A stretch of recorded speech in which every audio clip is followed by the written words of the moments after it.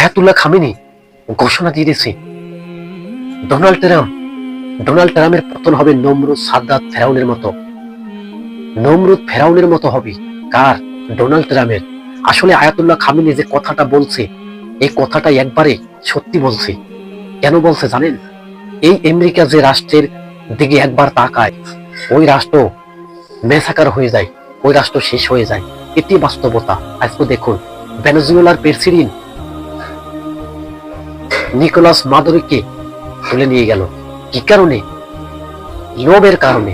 কিন্তু আমেরিকা তো জানে না লোভে পাপে মৃত্যু। আমেরিকা যে অস্তে অস্তে যে ধ্বংসের দিকে যে পাও বাড়াইছে, কিন্তু আমেরিকা কি আজও বসছে? আমেরিকা তো ধ্বংস হতে চলেছে, আর আমেরিকা তো ধ্বংস হয়ে যাবে। আপনি বলবেন যে এত বড় একটা দানবের মতো রাষ্ট্র কি করে ধ্বংস হবে? হ্যাঁ, এটি বাস্তবতা। আল্লাহ তাআলা রব্বুল আলামিন ছেড়ে দেয়, কিন্তু ছেড়ে দেয় না। এই ডোনাল্ড ট্রাম্প যে রাষ্ট্রের পিছনে একবার ষড়যন্ত্র করছি ওই রাষ্ট্র কিন্তু ধ্বংস হয়ে গেছে। আজকে দেখুন ইরানের প্রেসিডেন্টের পতনের মাস্টারমান কি? আমেরিকা ইসরায়েল তারা কিন্তু পিছনে বইয়ে দাবার খেলা খেলছে। এবং ডোনাল্ড ট্রাম্প ঘোষণা দিয়ে দিয়েছে, জনগণকে উস্কিয়ে দিয়ে তারপরে ঘোষণা দিছে জনগণের ভিতরে যদি একটা গুলি মারা হয় তবে কিন্তু আমেরিকা প্রতিশোধ নেওয়া শুরু করবে এবং আয়াতুল্লাহ খামেনিকে হত্যা করবে। আসলে ভাবুন তো একবার যে একজন মুসলিম শাসককে এইভাবে পতন করা মানে কি? ইরানের প্রেসিডেন্ট এখন, ইরানের জনগণ এখন বুঝতে আছে না যে কাকে হারাইলাম। এই জনগণ একদিন আফসোস করবে। যেভাবে ইরাকের সাদ্দাম হোসেনকে এই আমেরিকার প্রেসিডেন্ট তুলে নিয়ে ফাঁসি দিয়েছিল, মনে আছে?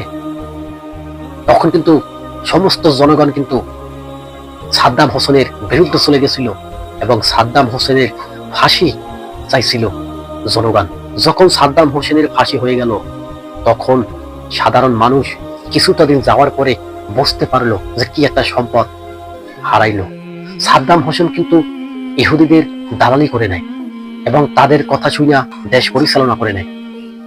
এই সাদ্দাম হোসেন ইরাকের যাওয়ার পরে তখন কিন্তু সাধারণ মানুষ আফসোস করলো আমরা কি হারাইলাম। আজ পর্যন্ত ইরাক শান্তিতে নাই। ইরাক কিন্তু এখনো মেসাকার হিসেবে আছে। সেইভাবে আয়াতুল্লাহ খামেনিকে এখন পতন করার জন্য তার রাষ্ট্রের জনগণ নেমে গেছে, লক্ষ লক্ষ হাজার হাজার। ইতিমধ্যে 31টা শহরের ভিতরে এই যুদ্ধ ছড়িয়ে পড়ছে।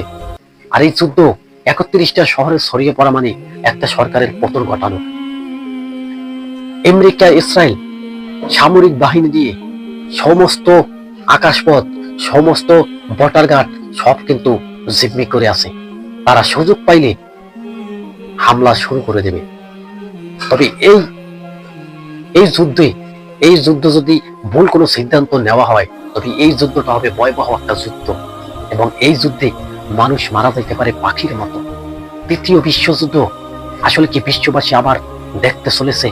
আর এই তৃতীয় বিশ্বযুদ্ধ শুরু হয়ে গেলে মানব জাতি কি শান্তিতে বিরাজ করতে পারবে? হিরোশিমায় যে পারমাণবিক অস্ত্র ব্যবহার করছিল আমেরিকা, তার চেয়ে হাজার হাজার গুণ শক্তিশালী এখনদের পারমাণবিক অস্ত্র। এই আধুনিক যুগের পারমাণবিক অস্ত্র যদি একটা শহরের ভিতরে ব্লাস্ট করা হয় ওই শহরটা হয়ে যাবে ধ্বংস, ওই শহরটা হয়ে যাবে মৃত্যুপুরী। মানুষ পালানেরও জায়গা খুঁজে পাবে না। মানুষ পালানের আগে পিছন থেকে পারমাণবিক অস্ত্রের রেডিয়েশন তাকে খুঁজে খুঁজে মারবে। আর এই যুদ্ধ সাধারণ কোনো যুদ্ধ না। এই যুদ্ধের কথা নবী সাল্লাল্লাহু আলাইহি ওয়াসাল্লাম সে তো 1400 বছর আগে মানুষকে সতর্ক করেছে যে তৃতীয় বিশ্বযুদ্ধ মালহামা কোবরা শুরু হয়ে যাবে। তবে সেই যুদ্ধ যদি শুরু হয়ে যায় মারা যেতে পারে লক্ষ লক্ষ মিলিয়ন মিলিয়ন মানুষ। মা তার সন্তানকে ফালিয়ে মা পালিয়ে যাবে, সন্তান তার মাকে ফালিয়ে সন্তান বাঁচার জন্য হাহাকার শুরু করে দেবে। তবে সেই তৃতীয় বিশ্বযুদ্ধের দামামা কি শুরু হয়ে গেল?